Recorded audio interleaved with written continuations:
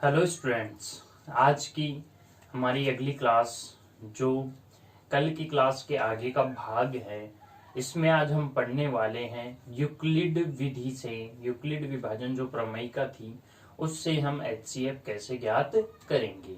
हमने यूक्लिड विभाजन प्रमेयिका को पढ़ लिया था। वो किस प्रकार से काम करती है, वो वही तरीका था, भाज्य बराबर भाजक इंटू भागफल प्लस शेषफल।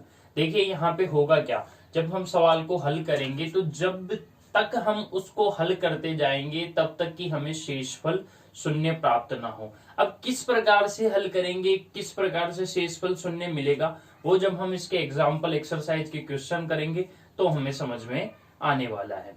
तो हम बढ़ते हैं, किताब का एक क्वेश्चन लेते हैं, हम चलते हैं प्रश्नावली का प्रश्न लेते हैं। ये है 2.1 के चौथे क्वेश्चन का पहला क्वेश्चन। कहता है निम्नलिखित संख्या युग्मों का यूक्लिड विभाजन विधि द्वारा महत्तम समापवर्तक ज्ञात कीजिए। हमें ज्ञात करना है यूक्लिड विभाजन एल्गोरिथ्म के उपयोग से किस प्रकार से हम एचसीएफ ज्ञात करेंगे। तो हमारे पास जो पहला क्वेश्चन है वो है 210 व 55। इसका हमें यूक्लिड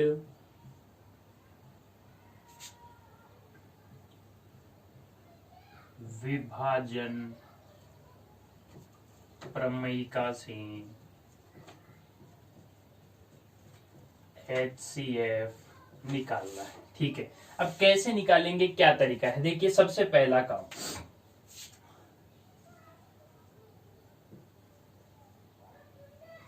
स्टेप फर्स्ट, जब हम इसको हल करेंगे तो सबसे पहले हम स्टेप फर्स्ट में हमें काम करना है। हम यहाँ कहेंगे कि 210 बड़ा है किससे, 55 से। तो जो चीज छोटी है उसको हम भाजक मानेंगे, जो बड़ा है, जो संख्या हमारे पास बड़ी है उसको मानेंगे हम भाज्य। हम देंगे, रफ काम कर लेते हैं इस तरफ, हम 55 का भाग देंगे किसमें, 210 में। 55 का भाग किसमें देंगे, 210 में। देखिए कितनी बार जाएगा, 3 बार जाएगा। 5 3 15, 5 3 15 और एक कितने, 16। अब देखिए, और अगर इसमें 55 हम ऐड करते हैं तो ये ज्यादा हो जाता है 210 से। देख लीजिए, 55 को अगर हम 4 से गुणा करते हैं तो ये हो जाएंगे 220, जो ज्यादा हो जाएंगे। तो ये 3 ही बार जाएगा। अब इसको हल करते हैं, 10 में से 5 गए 5, इधर हम बात करें यहाँ पे बच गया 0, तो 10 में से 6 गए, कितने बच गए, 4, यानी शेषफल कितना बच गया, 45। अब हम उसको उसी प्रकार से लिखेंगे, a बराबर बी क्यू प्लस आर के रूप में। तो देखिए कैसे, सबसे पहले हमारे पास क्या था, 210। 210 में हमने भाग कितने का दिया, हमने भाग दिया कितने का, 55 का। ठीक है, हमें भागफल कितना मिला, हमें भागफल मिला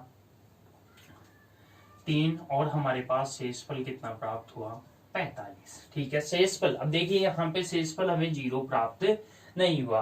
अब हम क्या करेंगे, हमारे पास हम किसको लेंगे, हम एक तो लेंगे किसको, भाजक को। एक हम किसकी बात करेंगे, शेषफल की बात। ठीक है, हम एक तो लेंगे किसको, भाजक को, और एक हम किसको लेंगे, शेषफल को।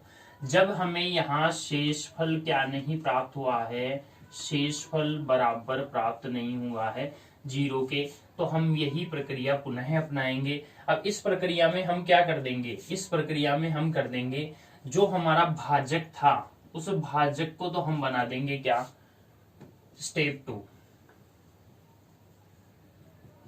जो हमारे पास क्या था, भाजक था, इस भाजक को तो हम बना देंगे क्या, भाज्य। और जो हमारे पास शेषफल आया उस शेषफल को हम क्या बना देंगे, भाजक। फिर ही हम वही काम करेंगे, 45 का हमें भाग देना है किसमें, 55 में। देखिए कितनी बार गया, एक बार गया, कितने बच गए, 10। यानी 45 का भाग हमने एक बार दिया तो शेषफल कितने बच रहे हैं, 10। अब देखिए शेषफल फिर से बराबर नहीं प्राप्त हुआ 0 के। ठीक है, फिर हम जाएंगे स्टेप 3 में। ठीक है, अब यहां पर ये हो जाएगा 45 हमारा क्या हो जाएगा, भाज्य 10 हमारा क्या हो जाएगा, भाजक। अब 45 में हमें किसका भाग देना है, 10 का। कितनी बार, 4 बार। कितने बच गए, 5। यानी 10 का भाग हमने 4 बार दिया। शेषफल कितना बचा, 5। लेकिन शेषफल अब भी 0 के बराबर प्राप्त नहीं हुआ, यानी 0 प्राप्त नहीं हुआ। तो स्टेप को और आगे बढ़ाएंगे, फिर से स्टेप 4 क्या हो जाएगा। अब हमें भाग देना है 10 में, कितने का, 5 का। कितनी बार गया, 2 बार। शेषफल कितना बच गया है, यहाँ पे हमारे पास शेषफल है 0। अब देखिए, जब शेषफल हमें 0 प्राप्त हो गया, इसका मतलब यहाँ पे ये यूक्लिड विभाजन प्रमेयिका क्या हो चुकी है, कंप्लीट हो चुकी है। और यहाँ पे हमारे पास जो भाजक है, जब शेषफल हमें 0 प्राप्त हुआ, उस समय जो भाजक होगा वही उस जोड़े के लिए, उन दोनों संख्याओं के लिए क्या होगा, HCF होगा। आ गई बात समझ में। यानी यूक्लिड विभाजन प्रमेयिका का प्रयोग करते हुए हमें इस प्रकार से आगे बढ़ना है। ठीक है, जब तक हमें काम करना है तब तक हमें कि शेषफल 0 प्राप्त न हो जाए। जब हमें शेषफल 0 प्राप्त हो जाता है, उस समय जो हमारा भाजक होगा वही उन संख्याओं के लिए हमारा क्या होगा, HCF होगा। तो इस प्रकार से हम सारे क्वेश्चन यूक्लिड विभाजन प्रमेयिका से अगर HCF पूछा जाए तो कर सकते हैं। हमें वही काम करना है, बड़ी संख्या में छोटी का भाग देके शुरू करना है, शेषफल और भागफल लिखते जाना है।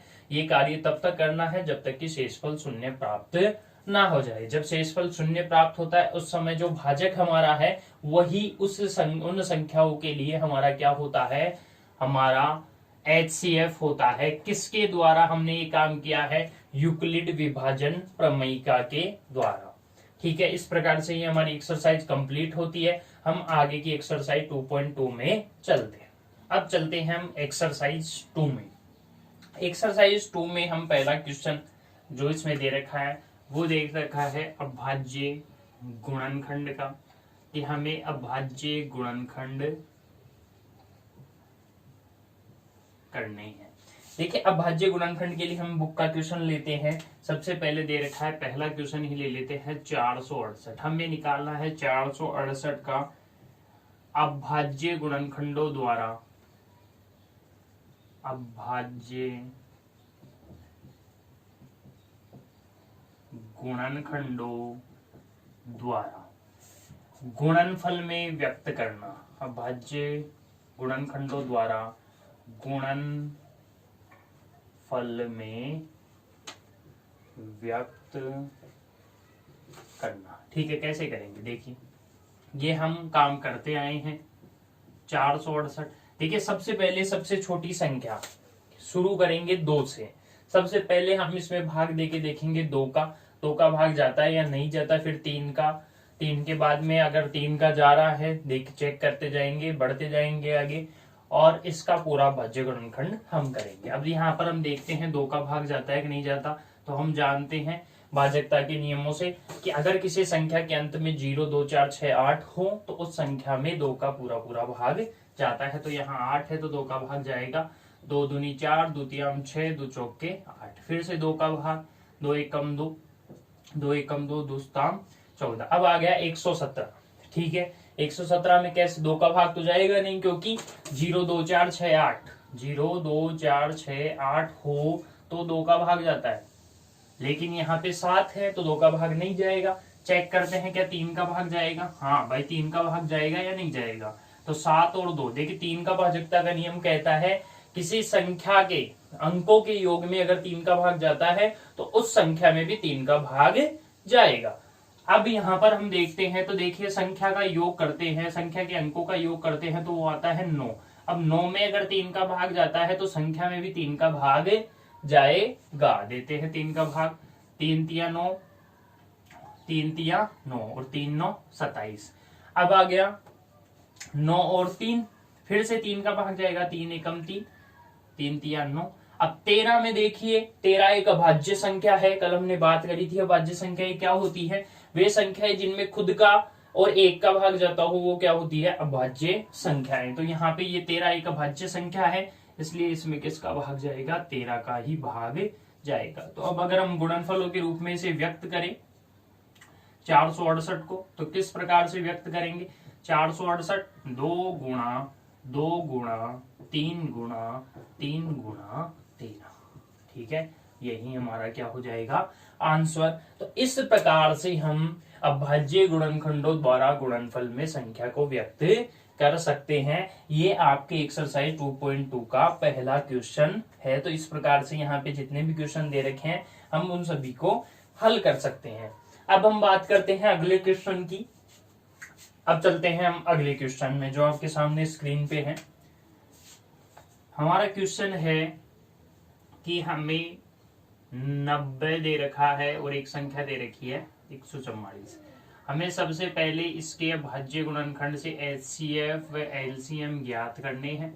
फिर हमें सिद्ध करना है कि LCM गुणा HCF बराबर है 90 गुणा 44, यानी संख्याओं के गुणनफल के बराबर है। तो इसको हल करने के लिए सबसे पहले हम क्या करेंगे, सबसे पहले हम निकालेंगे 90 का अभाज्य गुणनखंड, अभाज्य गुणनखंड। फिर निकालेंगे हम किसका अभाज्य गुणनखंड, 144 का अभाज्य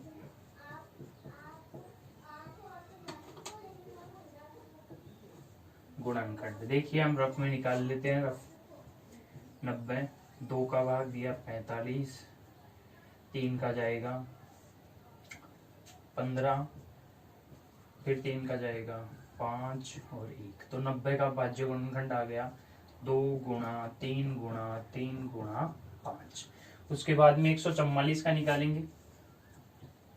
144 का 2 स्थान 14, 2 दूनी 4, फिर 2 का द्वितीयांश 6 और 2 6 12, 18 दूना 36, 2 नाम 18, 3 तिया 9, 3 एकम 3। तो ये क्या हो जाएगा, 2 गुणा 2 गुणा 2 गुणा 2 गुणा 3 गुणा 3, ठीक है। तो ये हमारे पास क्या आ गया, इन दोनों संख्याओं का अभाज्य गुणनखंड हमारे पास प्राप्त हो गया, ठीक है। यहां से हम सबसे पहले निकाल लेते हैं HCF।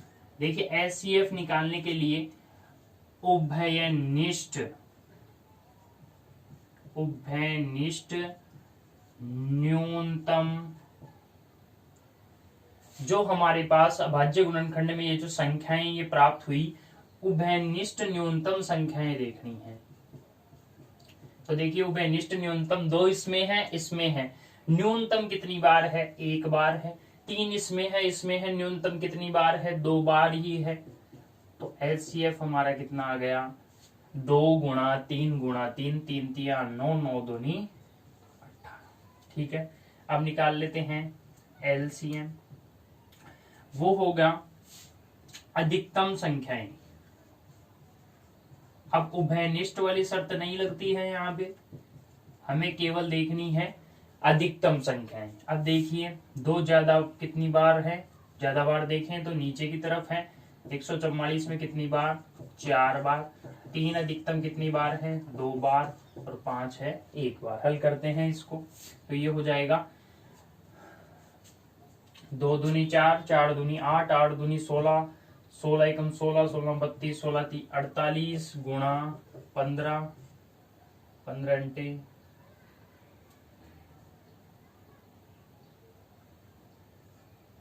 15 चौके 60, और 60 और 12 कितने हो गए, 72। तो ये आ गया हमारे पास 720। तो हमारे पास LCM आ गया 720। HCF हमारे पास कितना आ गया, यहाँ से अगर हम बात करें तो आ गया हमारे पास 18। अब हमें देखना है LCM गुणा HCF किसके बराबर हो, संख्याओं के गुणनफल के बराबर हो। तो हम देखते हैं 18 गुणा क्या है, 720।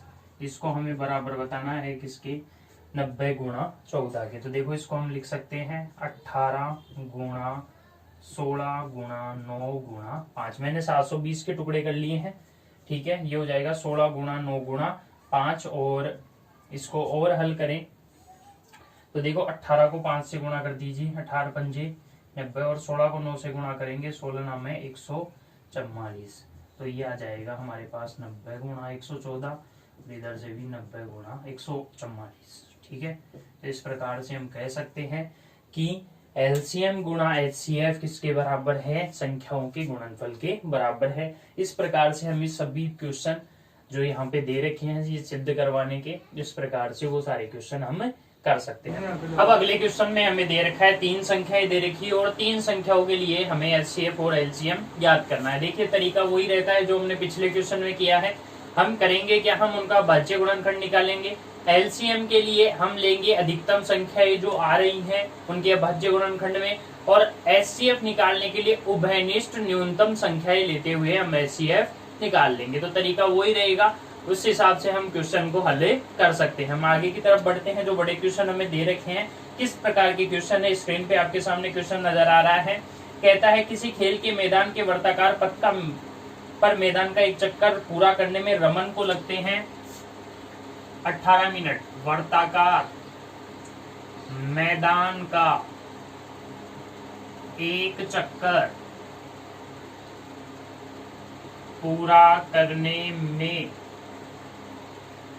रमन को लगते हैं कितने मिनट? 18 मिनट। उसी प्रकार उसी वर्ताकार मैदान के पथ पर अनुप्रिया को लगते हैं, ये मैं शॉर्ट में लिख रहा हूं, आप इसको पूरा लिख सकते हैं। अनुप्रिया को लगते हैं कितने मिनट लगते हैं? अनुप्रिया को कह रहा है 12 मिनट लगते हैं। अब पूछ रहा क्या है वो पढ़ लेते हैं। माना कि दोनों एक ही स्थान से एक ही समय पर, देखिए वर्ताकार पथ है, एक ही स्थान से ही दोनों चक्कर लगाना शुरू करते हैं। एक को पूरा चक्कर लगाने में कितने मिनट लगते हैं? 18 मिनट। एक को लगते हैं 12 मिनट। अब कह रहा है कि जब दोनों एक ही स्थान से एक ही समय चलना प्रारंभ करते हैं तथा एक ही दिशा में चलते हैं, तो बताइए कितने समय बाद दोनों पुनः प्रारंभिक स्थान पर मिलेंगे। सबसे पहले हम क्या कर लेंगे, 18 का भी क्या निकाल लेंगे? अभाज्य गुणनखंड। अभाज्य गुणनखंड तो क्या हो जाएगा? 2 गुणा 3 गुणा 3। इसी प्रकार हम 12 का भी क्या निकाल लेंगे? अभाज्य गुणनखंड क्या हो जाएगा? 2 गुणा 3।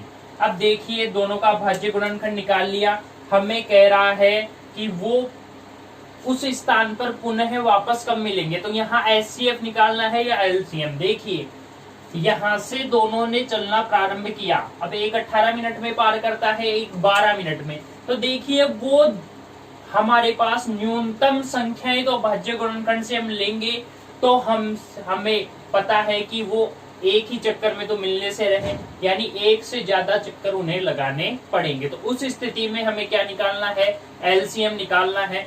अधिकतम में जा रहे हैं, एलसीएम निकालना है। तो यहाँ अगर हम एलसीएम देखें 18 वह 12 का एलसीएम। तो देखिए एलसीएम निकालने के लिए क्या करते हैं, भाज्य गुणनखंड की वे संख्याएं लेते हैं जो अधिकतम बार है। तो 2 गुणा देखिए अधिकतम 2 कितनी बार है? 2 बार है। 3 भी अधिकतम कितनी बार है? 2 बार है। तो क्या हो गया? 2 दूनी 4, 3 तिया 9, 9 तिया 27, 9 चौक 36। तो वो कितनी मिनट बाद में मिलेंगे दोनों पुनः प्रारंभिक स्थान पर? अनुप्रिया और रमन 36 मिनट बाद में मिलेंगे। ठीक है, अच्छा क्वेश्चन था। हमें यहाँ पर निकालना है एलसीएम। तो 36 मिनट बाद में वो पुनः उसी स्थान पर मिलेंगे जहां से उन्होंने उस वर्ताकार मैदान के चक्कर लगाना प्रारंभ किया था। इसके लिए हमने दोनों के चक्कर में लगने वाले समय का एलसीएम ज्ञात किया है। अब अगला क्वेश्चन आपके सामने स्क्रीन पे है।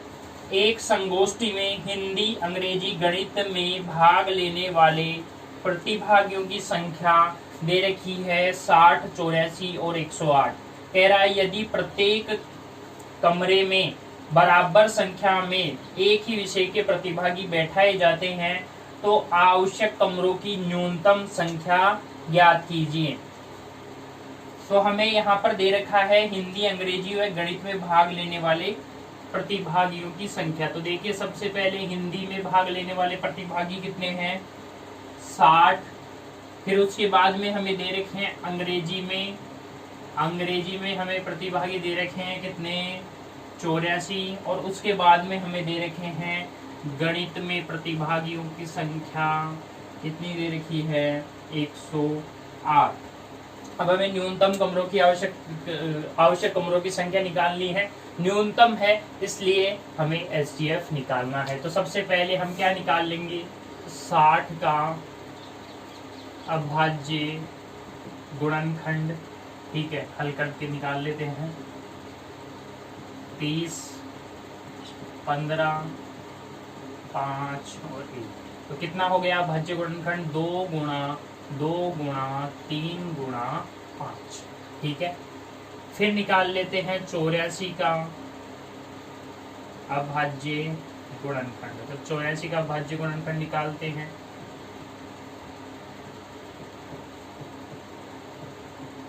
कितना आ गया, 2 गुणा 3 गुणा 7। फिर निकाल लेते हैं 108 का अभाज्य गुणनखंड।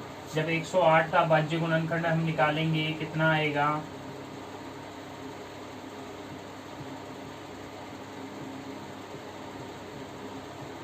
तो ये आ गया 2 गुणा 3 गुणा 3। अब हमें यहाँ पे निकालना क्या था, हमें निकालना है यहाँ पर HCF। हमें निकालना है यहाँ पर क्या, HCF। तो ठीक है, इन तीनों का हम क्या निकाल लेंगे, HCF। अब देखिए HCF होगा न्यूनतम उभयनिष्ठ संख्या निकालनी है जो उनके अभाज्य गुणनखंड में आएंगी। ठीक है, 2 सब में है, न्यूनतम कितनी बार है, 2 बार है। न्यूनतम कितनी बार है, 2 बार है। 3 सब में है, न्यूनतम कितनी बार है, 1 बार है। 5 इसमें है लेकिन इसमें नहीं है, इसमें नहीं है। 7 इसमें है लेकिन इन दोनों में नहीं है, तो वो भी काउंट नहीं होंगे। हल करेंगे कितना आ जाएगा, 2 दूनी 4, 4 3 12। यानी इन तीनों संख्याओं का जो HCF है वो कितना आ गया, 12। अब हमें पूछा है कि न्यूनतम उभयनिष्ठ न्यूनतम कमरों की कितने कमरों की आवश्यकता होगी। तो अभिष्ट कमरों की संख्या हमें निकालनी है। अभिष्ट कमरों की संख्या। अब देखते हैं कि एक कमरे में कितने विद्यार्थी बिठाए जा सकेंगे, 12।